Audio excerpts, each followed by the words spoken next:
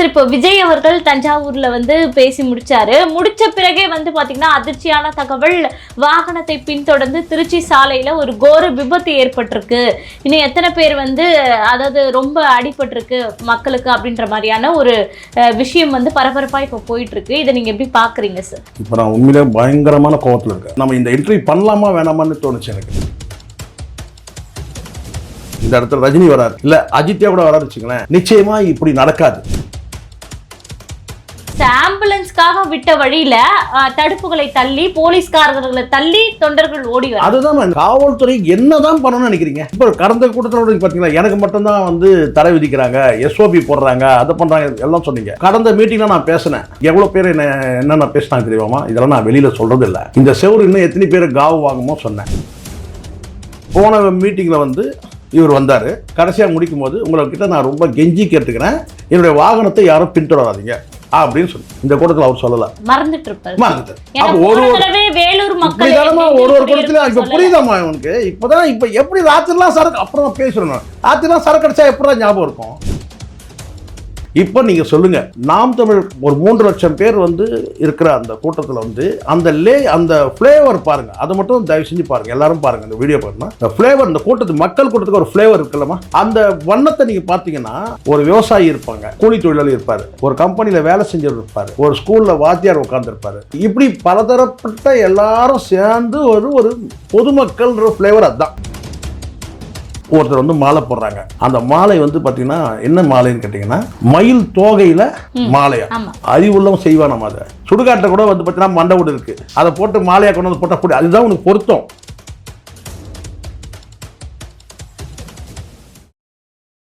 கலங்கரை சொந்தங்களுக்கு அன்பு வணக்கம். கலங்கரை நிகழ்ச்சிக்கு உங்களை வரவேற்பதில் மகிழ்ச்சி. இன்று நம்மோடு நேர்காணலில் இணைந்திருப்பவர் சேகுவாரா ஜெய்சங்கர் அவர்கள். வணக்கம் சார். வணக்கம்.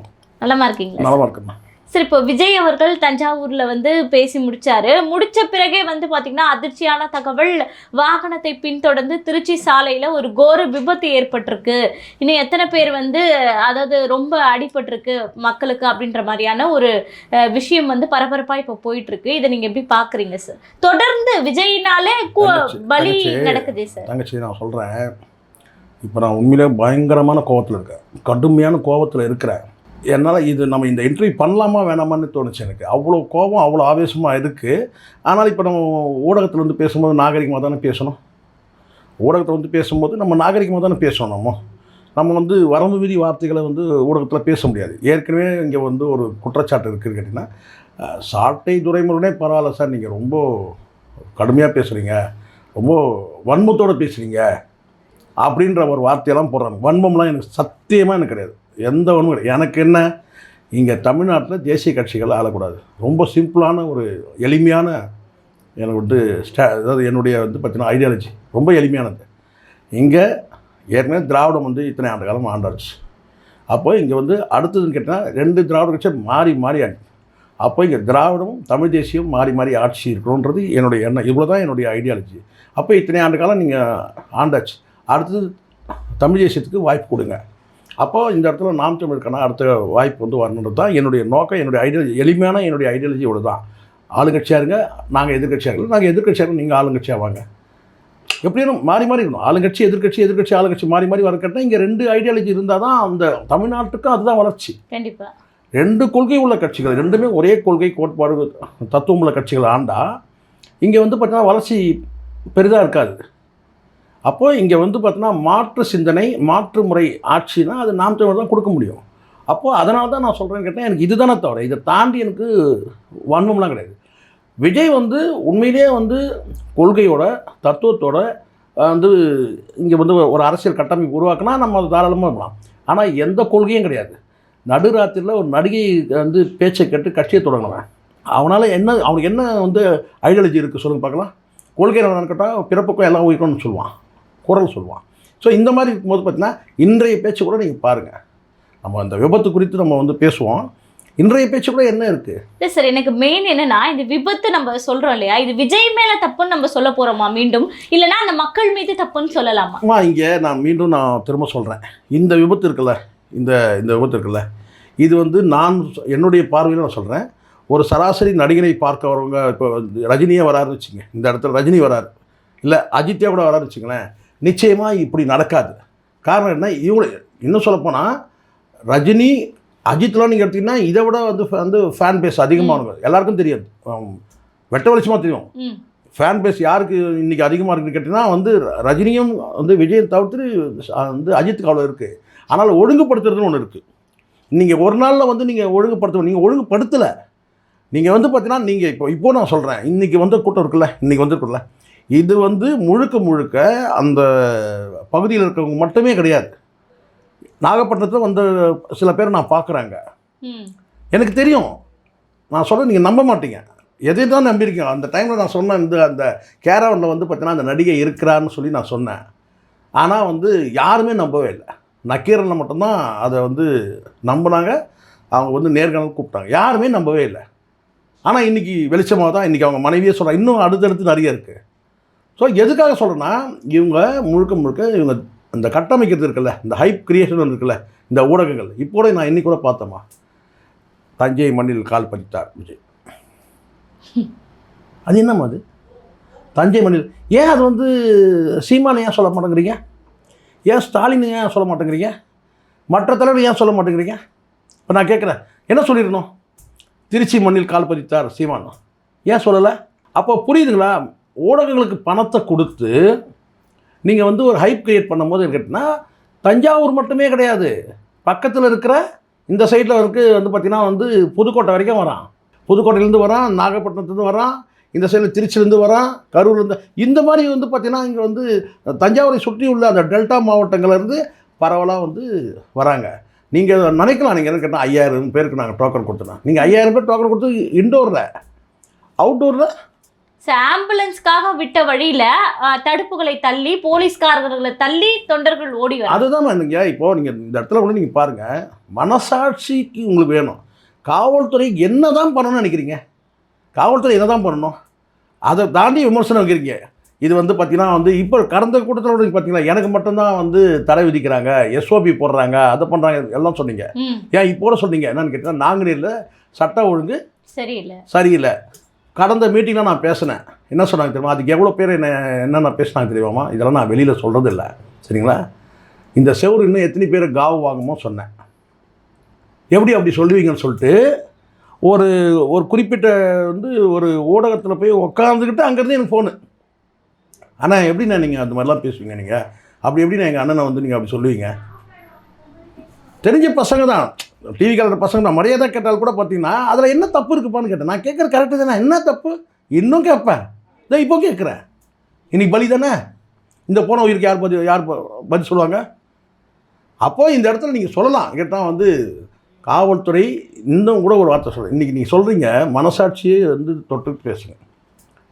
நாங்குநேரியில் நேற்று நடந்த சம்பவம் நீங்கள் சொல்கிறேன், அது வந்து பார்த்திங்கன்னா வந்து நீங்கள் என்ன தான் உளவுத்துறை வந்து நீங்கள் வந்து கண்காணிப்பு இருந்தால் கூட திடீர்னு சடனாக ஒரு முடிவு எடுத்து ஒரு 4 பேர் போயிட்டு சரமாரியாக போகிற வரவங்களை வெட்டுறான், சாதி வெறியோடு வெட்டுறான்னு சொன்னால் அதை தடுக்க முடியாது.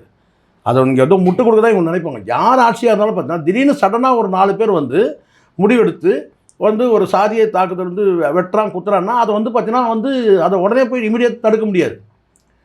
பண்ணவனை வந்து நீங்கள் வந்து அரெஸ்ட் பண்ணலாம், எல்லாம் செய்யலாம். ஆனால் சடனாக முடிவு எடுத்தான்னு வச்சுங்களேன், அந்த சடனாக முடிவு எடுக்கிறது தெரியாதுல்ல.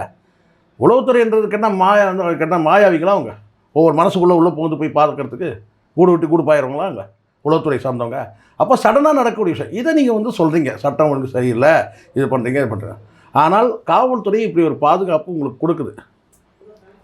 காவல்துறை பாதுகாப்பு கொடுக்குது. ஆனால் எனக்கு தெரியும், காவல்துறை பாதுகாப்பு வந்து பார்த்தீங்கன்னா உங்ககிட்ட இருந்து மக்களை பாதுகாக்கிறது தான் அவங்களுக்கு வேலையாகவே போச்சு. இப்போ இந்த சம்பவத்தையும் நான் மேற்கோள் கட்டியே நான் சொல்கிறேன். அப்போ நீ என்ன சொல்லுங்க, குறைஞ்சபட்சம் அவங்களுக்கு ஒரு நன்றி கூட உங்களால் சொல்ல முடியல. அப்போ இந்த இடத்துல நீங்கள் இங்கே தான் நீங்கள் கவனிக்கணும். எல்லாருமே இந்த ஊடகத்தை பார்க்குற அத்தனை பேரும் இந்த 4000 பேர், வெறும் 4500 900 பேர், 5000 பேர், அதுவே இந்த அளவுக்கு வந்து உங்களால் வந்து ஒழுங்குபடுத்த முடியல. லட்சக்கணக்கில் கிட்டத்தட்ட 3 லட்சம் பேருக்கு மேலே கூடின அந்த கூட்டத்தில் வந்து பார்த்தீங்கன்னா போலீஸ் பாதுகாப்பு கூட இல்லை. இருக்குன்னா அதெல்லாம் வந்து பார்த்திங்கன்னா இங்கேயே வெளியில் எல்லா பாதுகாப்பும் வந்து பார்த்திங்கன்னா கட்சியினரே. அப்போ நாம் தமிழர் கட்சியோட அந்த இதை கம்பேர் பண்ணும்போது எப்படி இருக்குது? இதை சொன்னால் என்ன சொல்கிறான், நீ வந்து பார்த்திங்கன்னா வந்து சீமானுக்கு சொம்பு தூக்குறேங்கிறான். நான் யாருக்கும் சொம்பு தூக்குறேன், இருக்கிற உண்மையை நான் பேசுவேன், நேர்மையாக நான் பேசணும்னு நினைப்பேன். உண்மையே இதை நீங்கள் கம்பேர் பண்ணி பாருங்கள். 5000 பேர்ரா, 5000 பேர் கூட்டத்தை உன்னால் வந்து கண்ட்ரோல் பண்ண முடியல. சார் எனக்கு இன்னொரு கேள்வி என்னவா இருக்குன்னா, இப்போ கூடக்கூடிய அவங்க ரசிகர்கள் வந்து விஜய்க்காக தான் கூடுறாங்கன்னு வச்சுக்கோங்களேன், அவங்களுக்கே ஒரு எண்ணம் தோண வேணாமா, நம்ம இந்த மாதிரி மீண்டும் மீண்டும் பண்ணா விஜய்க்கு தான் அது சிக்கல்னு அவங்க யோசிக்க விஜய்க்கு மாட்டாங்களா? சிக்கல்ன்றது விஜயே உணரலம்மா. இப்போ தங்கச்சி நான் ரொம்ப நியாயமாக கேட்குறேன், நீங்கள் பதில் சொல்லுங்கள். ஒரு ஒழுங்குபடுத்துறதுன்றதுன்னா இந்த கூட்டத்தில் சொல்லுங்கள். இந்த கூட்டத்தில் கூட நீங்கள் என்ன செய்யணும்? ஒரு உள்ள அரங்கில் நடக்குது, இருக்கையில் எல்லாரும் உட்காருங்க. இப்போ நான் கேட்குறேன், நாம் தமிழரும் சரி திமுக தரப்பும் சரி, ஒரு உள்ள அரங்கில் கூட்டம் நடத்தும் போது இருக்கையில் எல்லாரும் உட்காந்துருப்பாங்க. அங்கே எதுக்கு வந்து பார்த்தீங்கன்னா நீங்கள் வந்து எழுந்து துண்டை ஆட்டுறது, எழுந்து கோஷம் போடுறது, எதுக்கு கத்துறது, விசில் அடிக்கிறது, எதுக்கு? அப்போ ஒரு ஒழுங்கற்ற கூட்டமாக தானே இருக்குது. இங்கே மேடை கல்ச்சர்னு ஒன்று இருக்குமா, மேடை கலாச்சாரம்னு ஒன்று இருக்குது. அது கீழே வந்து பார்வையாளர் கலாச்சாரம்னு ஒன்று இருக்குது. எல்லா அரசியல் கட்சியிலும் இருக்குது. எந்த கட்சியில் இந்த மாதிரி நடக்குது நீங்கள் சொல்லுங்கள். 4000 பேர் வந்தாலும் இப்படி, 4 லட்சம் பேர் வந்தாலும் இப்படி, 50,000 பேர் வந்தாலும் இப்படி எழுந்து துண்டை வந்து ஆட்டுறது, எதுக்கு இதெல்லாம் கேட்குறேன் நான். இன்றைக்கி என்ன ஆச்சு? இன்றைக்கி இன்னும் எத்தனை உயிர் போகும்? இன்னும் எத்தனை உயிர் போகும்? நீங்கள் சொல்கிறீங்க என்னன்னு கேட்டிங்கன்னா, இப்போது நீங்கள் சொல்கிறதுக்கு நல்லா கவனிங்க. போன மீட்டிங்கில் வந்து இவர் வந்தார், வந்து கடைசியாக முடிக்கும்போது உங்கள்கிட்ட நான் ரொம்ப கெஞ்சி கேட்டுக்கிறேன், என்னுடைய வாகனத்தை யாரும் பின்தொடராதீங்க அப்படின்னு சொல்லி இந்த கூட்டத்தில் அவர் சொல்லலை, மறந்துட்டார். அப்போ ஒரு கூட்டத்தில் இப்போ புரியுதாம்மா இவனுக்கு? இப்போ எப்படி ராத்திரிலாம் சரக்கு, அப்புறம் பேசுகிறேன் நான், ராத்திரிலாம் சரக்கு அடிச்சா எப்படா ஞாபகம் இருக்கும்? ஒரு ஃபண்டமெண்டல் இருக்குல்ல தங்கச்சி, ஒரு ஃபண்டமெண்டல். ஒரு கூட்டத்தில் போகும்போது என்ன செய்யணும்? முதல் உரை என்ன, ரெண்டாவது உரை என்ன, மூணாவது உரை, இதை ஷெடியூல் பண்ணிட்டு கடைசியாக ஃபினிஷ் பண்ணும்போது எப்படி ஃபினிஷ் பண்ண ஒரு பேட்டர்ன் வேணும்ல. விஜயகாந்த் மட்டும் எப்படி அது தோணுது? ஏய் வீட்டுக்கு போயிட்டு ஃபோன் பண்ணுங்க, ஒரு வார்த்தை தான் அது. ஃபோன் பண்ணால் எடுக்க போகிறதில்ல, அது வேறு விஷயம். ஆனாலும் ஒரு வார்த்தை அந்த மக்கள்கிட்ட வந்து பார்த்திங்கன்னா அந்த ஒழுங்குபடுத்துறதுன்னு இருக்குது. ஏன்னா அவருக்கு தெரியுது எவ்வளோ ஒழுங்காக கலைஞ்சி போக மாட்டான். ஒழுங்காக இருக்கணும்னு தேவையில்லை, சொல்லவே வேண்டியதில்லை. அப்போ ஒழுங்கற்ற கூட்டமும் உனக்கே தெரியுது. எல்லாமே இன்டிசிப்ளின், எல்லாமே டோட்டலாக வந்து உட்காந்து எல்லாமே நம்ம பார்க்குறோம்ல, கத்துறதும் கோஷம் போடுறதும். இது எதுக்கு? ஒரு கூட்டத்தில் தலைவர் பேசுகிறேன்னா பின் ட்ராப் சவுண்ட் சைலண்ட்டாக இருக்கணும். சீமான் பேசும்போது ஈ அடிச்சம்மா, ஏன்னா அங்கே கருத்து இருக்குது கேட்குறதுக்கு. இங்கே வரும் முகம்தான் இருக்குது. இவர் ஸ்டாலினை எதிர்த்து ஸ்டாலின் சார் சொன்னால் உடனே கத்துறான். டேய் இருறா, என்னடா சொல்கிறான்? தமிழ்நாட்டுக்கும் ஸ்டாலினுக்கும் தான் இங்கே வந்து போட்டியே, 2 பேருக்கு தான் போட்டி. தமிழ்நாடு யாருன்னா இவர். இன்றைக்கே காப்பி தானே பேசுது. ஆமாம், அதாவது தஞ்சாவூர் கவனிச்சிங்களா நீங்கள்? விவசாயிகள் பிரச்சனை, கனிம வளம் எல்லாமே இதெல்லாம் போதுமா? முடிஞ்சிச்சா? கரெக்டாக ஃபாலோ பண்ணுறீங்க. நான் சொல்கிறேன், இது சீமான காப்பி அடிச்சது. இவ்வளோ காலம் எங்கே பேசுனேன்? சரி, மீனவர் பற்றி பேசல, சீமான மாதிரி பேச முடியுமா நீ? மீனவர் படுகொலைக்கு யார் காரணம் சொல்லுங்க. நீங்கள் மாநில அரசு சாடணுன்றது மட்டுமே நோக்கக்கூடாது இல்லை. ஆனால் நீங்கள் ஒரு பிரச்சனையை கையில் எடுக்கிறீங்கம்மா, மத்திய அரசை நீ சாடணுமா இல்லையா? மத்திய அரசு கேள்வி கேட்கணுமா இல்லையா? அந்த மீனவர் படுகொலைன்னா நீ எடுத்துனா நீ கச்சத்தீவு வரைக்கும் நீ போகணும். மீனவர் கொலை என்னிலிருந்து எப்போ? நேர்த்தா? போன வாரமா? போன வருஷமா? காங்கிரஸ் ஆட்சியில் இருந்தானே மீனவர்கள் கொல்லப்படுறாங்க. மத்தியில் காங்கிரஸ் ஆட்சியில் இருக்கும்போது கொல்லப்படுறாங்க. நீ பேசு, எங்கள் காங்கிரஸ் மத்திய அரசு சாடு பார்க்கலாம். நீ பிஜேபி சாட மட்டும் தெரியும், ஏன்னா பிஜேபி வந்து பி டீம் தான்.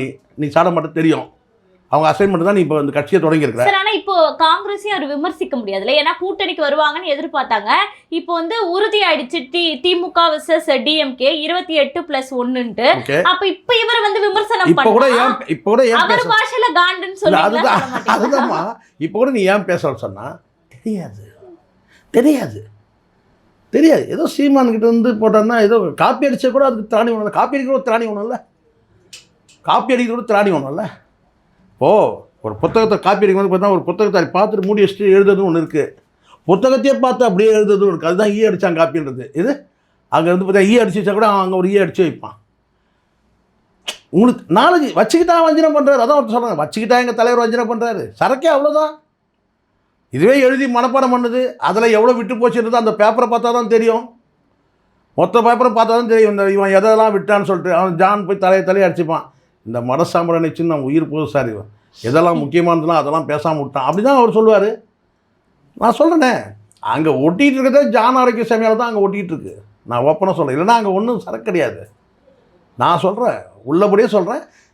திமுகவுக்கு இந்த 28+1 நீங்கள் சொல்கிறீங்களே, இந்த அலைன்ஸ் இந்த செட்டான கூட பார்த்தா விஜய்க்கு தோல்வி தானே இது.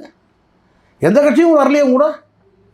இப்போ நீயா வந்து ஒரு ஒரு கட்டமைக்க பார்க்குறேன்னு கேட்டால் இது வந்து எங்கள் ஸ்டாலின் சாருக்கும் தமிழ்நாட்டுக்கு தான் போட்டி, அதான் இவருக்கும் போட்டி அப்படி வந்து பில்டப் பண்ணுறேன். எல்லாருக்கும் தெரிஞ்சிச்சு உன் கூட யாரும் வரல, உனக்கே தெரிஞ்சிச்சு நமக்கு வந்து யாரும் கூட்டணிக்கே வரலன்னு. இதுதாம்மா அங்கே இருக்குது.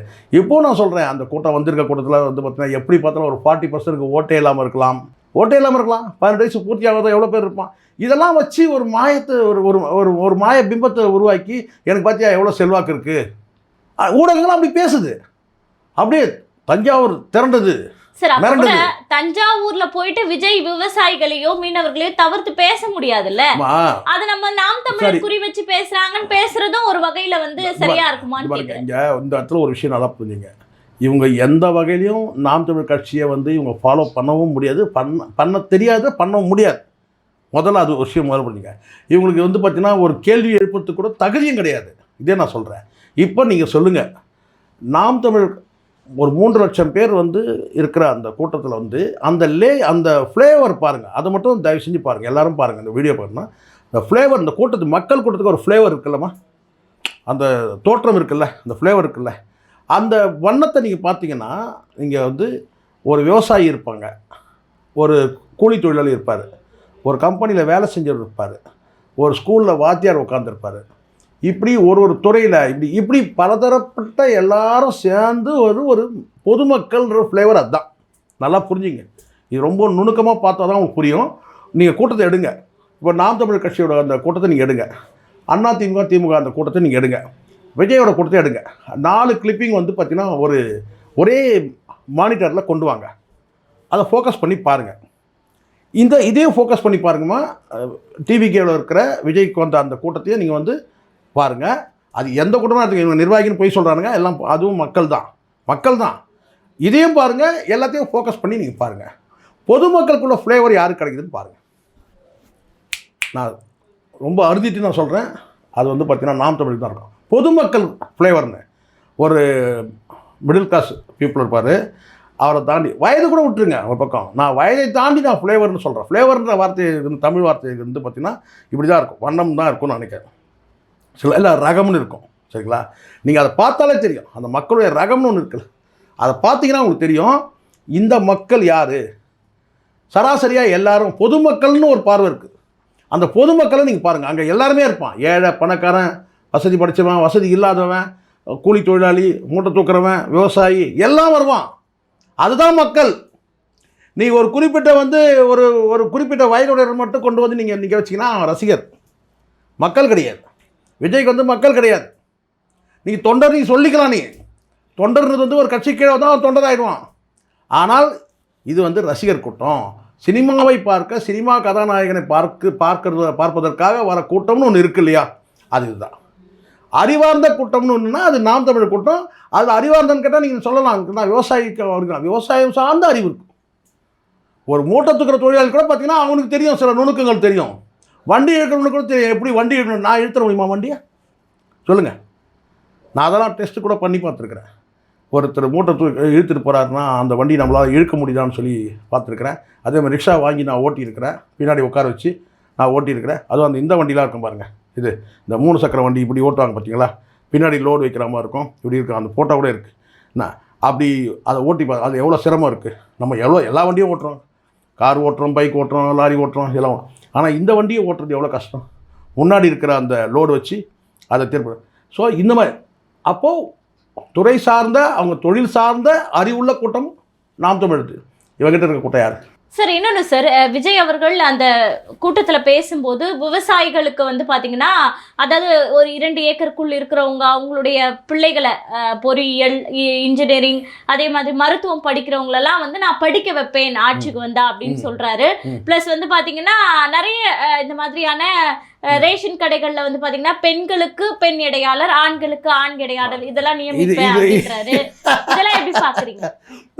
அதான் சொல்லலாமா, சொல்லியிருப்பாங்க ஒரு வேளை, சார் சீமான் வந்து பெண்களுக்கு வந்து சம வாய்ப்பு கொடுக்குறா சார், 117 கொடுக்குறாங்க, நம்ம அதை கூட கொடுக்க முடியாது, செய்யணுமா இல்லையாம்மா? இருக்கிற 117 அங்கே இல்லை, இருக்கிறதே 56 கேண்டிடேட் தான் இருக்கிறான், இருந்தால் தானே கொடுப்போம். நீ செஞ்சுருக்கணும்ல, அட நான் என்ன சொல்லுறேன்னா சீமான் அவர் கட்சிக்கு அவர் அறிவிக்கிட்டேங்க. நான் வந்து பார்த்தீங்கன்னா நானும் கொடுக்குறேங்க. அவர் தாங்க 117 கொடுக்குது. நான் பெண்களுக்கு முன்னுரிமை கொடுக்குறேங்க. நான் வந்து பார்த்தீங்கன்னா 150 சீட்டு கொடுக்குறேங்க பெண்களுக்கு. மீதி இருக்கிறது ஆண்கள் போட்டிட்டுங்க. சொல்ல முடியுமா உன்னால்? சொல்ல முடியாது. அப்போ எதையாவது ஒரு காப்பி அடிக்கணும். இதுக்கு முன்னாடி கூட ஏதோ ஒரு சொன்ன டக்குன்னு நினைவு வரல எனக்கு. ஏதோ ஒன்று வந்து பெண்களுக்கு வந்து பெண்களையே வந்து நான் அங்கே பணியமர்த்தேன். ஏதோ ஒன்று ஐஏஎஸ் ரைட். அதில் வந்து பார்த்தீங்கன்னா வந்து நான் வந்து பெண்களை வந்து பார்த்தீங்கன்னா நான் பணியமர்த்துவேன் அப்படின்னு ஏதோ ஒன்று சொன்னதில்ல. சம பங்கு இருக்குதான். இது எல்லாமே சீமானை பார்த்து காப்பி அடிக்கிறதுக்கு சொல்லுவாங்க தெரியுங்களா? முடியாது. அவன் அவ்வளோதான் அவனுக்கு தெரிஞ்சது. மத்திய நான் அதான் சொல்லுங்க தேர்வாணையத்தை அதுதான் இப்போ புரியுதுங்களா? அவனுக்கு எதுனே தெரியல. நான் தானே நீ வந்து மீனவர்கள் பற்றி பேசும்போது நீ மத்திய அரசு எதெல்லாம் மத்திய அரசு கண்ட்ரோல் இருக்குது, மாநில அரசு கண்ட்ரோல் இருக்குன்னு தெரியல. நீங்கள் புரியுதுங்களா? நீங்கள் மனசுக்குள்ளே நினச்சிக்கிறீங்க. இப்போ நான் சொல்கிறேன் பாருங்கள். சமீபத்தில் ஒரு காட்சி பார்த்தோம்னா ஒருத்தர் வந்து மாலை போடுறாங்க. நல்லா கூர்ந்து கவனிங்க. அந்த மாலை வந்து பார்த்திங்கன்னா என்ன மாலைன்னு கேட்டிங்கன்னா மயில் தோகையில் மாலையா பார்த்துருப்பீங்க. மயில் தோகை கூட்டத்தில் வேலூரில் அறிவுள்ளவன் செய்வான். நம்ம அதை மயில் தோகை நீங்கள் சொல்லலாம், மயில் தோகை கீழே விழுந்ததுதான்னு சொல்லலாம். ஆனால் கீழே விழுந்திருந்தால் கூட பார்த்தீங்கன்னா அதை வந்து நீ மாலையாக எடுத்து போட்டுக்கிறனா நீ எப்படி பட்டால் பாரு. சுடுகாட்டில் கூட வந்து பார்த்தீங்கன்னா மண்டை வீடு இருக்குது. அதை போட்டு மாலையாக கொண்டு வந்து போட்டால் அதுதான் உனக்கு பொருத்தம். நியாயமாக அந்த மாலை தான் உனக்கு போடணுமே. ஆனால் நீ என்ன செய்கிற, மயில் தோகையை கொண்டு வந்து மாலையாக போடுற. நியாயமா அது? என்ன நான் சொன்னேன் என்னன்னு கேட்டால் அவனுக்கு என்ன மாலை பண்ணணும்னா எனக்கு தெரிஞ்சு கேட்டால் இந்த மண்டவோடு கொண்டு வந்து அதை கோர்த்து மாலையாக போடுறதா சரியான மாலையாக இருக்கும். அறிவு வேணாமா இருக்கட்டும். சில பறவை நீங்கள் இருக்கலாமா, ரோஜாப்பூ இருக்கலாம், ரோஜா இருக்கலாமா, அந்த ரோஜா வந்து நம்ம பார்க்குறதுக்கு நல்லாயிருக்கும், அதை ரசிக்கலாம் இல்லையா? அவ்வளோதானே செய்ய முடியும். அது நம்ம காலில் போட்டு மிதிக்க முடியுமா சொல்லுங்கள்? அந்த ரோஜாவை கூட நீங்கள் எங்கே வந்து சில பேர் குத்திப்பாங்கன்னு கேட்டால் இந்த சட்டையில் கூட சில பேர் வந்து அது ஒரு காலம் நேரு மாதிரி ரோஜா பூ இங்கே வச்சுப்பாங்க. பெண்கள் தலையில் சுடி வைப்பாங்க. அதுதானே சரிண்ணா. அதை வந்து பார்த்திங்கன்னா வந்து எதை எங்கே வைக்கிறது தெரியுமா? மயில் தோகை வந்து நீங்கள் ரசிக்கலாம். காயம் ஏற்பட்டுச்சுன்னா அந்த மயில் தோகையில் வந்து பார்த்திங்கன்னா அந்த வருவாங்க. அது காலகாலமாக இன்றைக்கி இல்லை, அது வந்து மன்னர் காலத்துலேருந்து. ஸோ எதுக்கு எதை பயிர்னா மயில் தோகையில் போய் அதை வந்து பார்த்திங்கன்னா கோர்த்து கொண்டு வந்து மாலையாக போடுறத வந்து நீ அதை எடுத்துக்கிறேன்னு சொன்னால் உன்னை நான் என்ன சொல்ல முடியும்? சில இடங்களில் நீங்கள் போனீங்கன்னு தெரியுங்க. நாமக்கல் சைடு போனால் சரி, ஈரோடு பக்கம் போனீங்கன்னா சாலையில் இருக்கும் கோழி மாதிரி. நம்மக்கிட்ட கோழி எப்படி இங்கே வீடுகளில் மேயுது கிராமம், அது மாதிரி இருக்குன்னா மயில்கள் வந்து சாலையை கிராஸ் பண்ணோம். சர்வசாதாரணமாக எங்கே பார்த்தாலும் நீங்கள் கண்ணில் பார்க்கலாம், மயில்களை பார்க்கலாம். இவன் என்ன செய்யறான், அதில் வந்து தோகையை வந்து அந்த தோகையில் வந்து இப்போ நான் கேட்குறேன், உனக்கு தெரியுமாடா அது வந்து கீழே தான் எடுத்துகிட்டு வந்தாங்களா அந்த மயில் தொகை, இல்லை அந்த மயில்கள் வந்து கொல்லப்பட்டு கொண்டு வந்தாங்களா தெரியுமா உனக்கு? மயில்கள் கொல்ல கூட செய்யலாம்ல. கண்டிப்பாக சார், வழக்கு பதிவு செஞ்சு அதுதானே சொல்கிறேன். இது இப்போ புரியுதுங்களா? இவனுக்கு என்ன மூளை இருக்குது? அவன் கொண்டு வந்தான்னா அதை பெருமையாக போட்டுக்கிறேன். இந்த இடத்துல எனக்கு ஒரு நினைவு வருது, நான் சொல்ல பாருங்க. இவன் வந்து என்ன நினைக்கிறான்னா இந்த சைடில் திராவிட மாடல் அதையும் எடுத்துக்கணும், நாம் தமிழ்லேருந்து கொஞ்சம் அள்ளிக்கணும் இது அப்படின்னு நினைக்கிற. நீ எந்த அடையாளம் இல்லாமல் போக போகிற. இது அதுக்கு தான் ஒரு சின்ன ஒரு கதை ஒன்று இருக்குது. ஆனால் இந்த முறை இவன் குட்டி கதை எதுவுமே சொல்லவே இல்லை. சொல்லி தான் அதுக்கு மாற்று கதை நான் சொல்லியிருப்பேன். இப்போ நம்ம ஒரு குட்டி கதை சொல்லிடுவோம். என்னென்னா, இந்த காகம் இருக்குல்ல, காக்கை இருக்குல்ல, அந்த காக்கை என்ன செஞ்சால் அந்த மயில்கள் தோகையை விரித்தாடுறதை பார்த்துட்டு இதுங்களுக்கு மட்டும் எப்படி இந்த மாதிரி அழகாக தோகையெல்லாம் இருக்குது, அழகாக நடனம் ஆடுது அப்படி சொல்லி அந்த ஆசையோடு போய் என்ன செஞ்சுக்கலாம், கீழே சிந்திருந்த அந்த தோகை இருக்குல்ல, அந்த தோகையெல்லாம் எடுத்து பின்பக்கம் வந்து மயில்களுக்கு எப்படி இருக்குதோ தோகை இருக்குதோ அதே மாதிரி வந்து குத்திக்கிச்சான். பின்னாடி குத்திக்கிட்டு அப்படியே ஜிங்கு ஜிங்கு ஜிங்குன்னு போய் என்ன செஞ்சான், நேராக போய் மயில்கள் கொடுத்த போய் நின்றுச்சான். மயில்கள்லாம் பார்த்துட்டு இதனால் இது வினோதமான ஒரு இதுவாக இருக்குது, பறவையாக இருக்குது, பின்னாடி தோகை இருக்குது நமக்கு மாதிரி, ஆனால் முகத்தை பார்த்தா வந்து தோற்றம் வந்து அந்த மாதிரி இல்லவே இல்லை. ஆனால் இங்கே வந்து நம்மளை பார்த்தா இது ஒரு வினோதமான பறவை, இது மயில்கள் கிடையாது, எல்லாருக்கிட்டையும் அலர்ட் பண்ணி வச்சுக்கலாம். இது இவன் நம்ம இனத்தை சார்ந்தவங்க கிடையாது, உஷாராயிடுங்க அப்படின்னு சொல்லி மயில்கள் கூட்டம் ஒரு பக்கம். இங்கேருந்து திரும்பி போய் இதுதான் செஞ்சுச்சான். சரி இதுங்கெல்லாம் சேர்த்துக்கல, நம்மளை விரட்டி அடிக்குதுங்கன்னு சொன்ன உடனே அங்கேருந்து அதே தோகையோட நேராக வந்து காக்கா கூட்டத்தை வச்சுருக்கான். இதோடைய கூட்டத்துக்கு காக்கா கூட்டம் வந்து பார்த்தீங்கன்னா, இது என்னடா இது முகம் நம்மள மாதிரி இருக்குது, பின்னாடி வந்து மயில் தோகை இருக்குது, இது நம்ம இனம் கிடையாது, அதை விரட்டி அடிக்கிறான்னு சொன்னான். இப்படி ரெண்டு சைடும் விரட்டி எடுத்து போக்கடை இல்லாமல் வந்து பார்த்தீங்கன்னா நடு ரோட்டில் நின்றுச்சான். அந்த மாதிரி கதை தான் இவன் கதை. ஒன்று தமிழ் தேசியனா என்னன்னே பொருள் தெரியாது உனக்கு. நான் இன்னொரு பக்கம் நீ திராவிட கட்சி சொல்லிட்டு நீ பெரியாரை எடுத்து வச்சுக்கிட்டு நீ பண்ணுற அலம்பெல்லாம் நம்ம பார்த்துட்டு தான் இருக்கோம். சரிங்களா? அதுதான் சீமான் அன்னைக்கு சொன்னார். சரி, இப்போ விஜய் சீமான் அன்னைக்கு சொன்ன வார்த்தை என்ன தெரியுங்களா? என்ன சொன்ன கேட்டா, தம்பி ஒன்று இந்த பக்கம் இல்லை, இல்லைனா அந்த பக்கம் இல்லை, நீ நடுவுனா லாரி அடிப்படை சொல்லுங்க. இன்னைக்கு சத்தது யாருமா? சீமானுடைய வார்த்தை ஒன்று கூட பழுதாகாது. சரி, இப்போ விஜய் சீமான் சொன்னது இன்னைக்கு இதுவாச்சா? நீ நடு ரோட்டில் நீ இன்னைக்கு வந்து பார்த்தீங்கன்னா நடந்த சம்பவம் பாருங்க. நடு ரோட்டில் நடந்தது. இதுக்கு முன்னாடி நீங்கள் சொல்லலாம் பந்தலில் நடந்தது சொல்லலாம். அதுவும் நடு ரோட்டில் தான் 41 பேர் செத்தான், அது வேறு விஷயம். ஆனால் உனக்கு ஒதுக்கப்பட்ட இடம் அரசாங்கம், அதாவது அரசால் உங்களுக்கு வந்து காவல்துறையால் உனக்கு அனுமதி வழங்கப்பட்ட இடம். ஆனால் இது இப்போ புரியுதுங்களா? எனக்கு தெரிஞ்ச வரைக்கும் நான் சொல்கிறேம்மா, நீங்கள் என்ன வேணால் நீங்கள் சொல்லுங்கள். இவர் விஜய்க்கு எதிராக பேசுகிறவர் கூட சில பேர் சொல்லிட்டு இருக்கிறனால நீங்கள் அப்படி சொன்னீங்கன்னா எனக்கு ரொம்ப சந்தோஷம், மகிழ்ச்சி, அது பெருமையாக நினைக்கிறேன் நான். ஏன்னா இன்றைக்கி தமிழ்நாட்டை ஒரு தற்கொலை கும்பல்கிட்டேருந்து பாதுகாக்க வந்த ஒரு தமிழச்சியாக தான் நான் வந்து சங்கீதாவை நான் பார்க்குறேன்.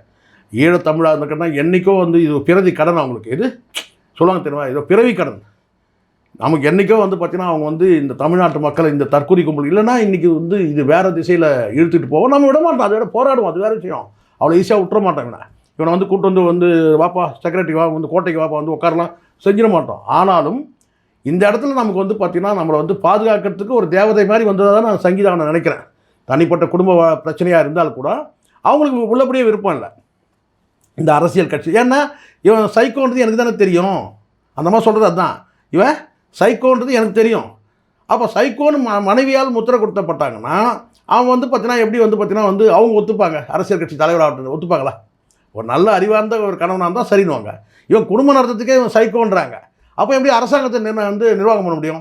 அப்போது ஒரு தற்கொலை கும்பல் எல்லாம் சேர்ந்து வந்து பார்த்தீங்கன்னா இவர் பெரிய தலைவராக்கிடலாம், இவன்லாம் ஒரு ஆளா?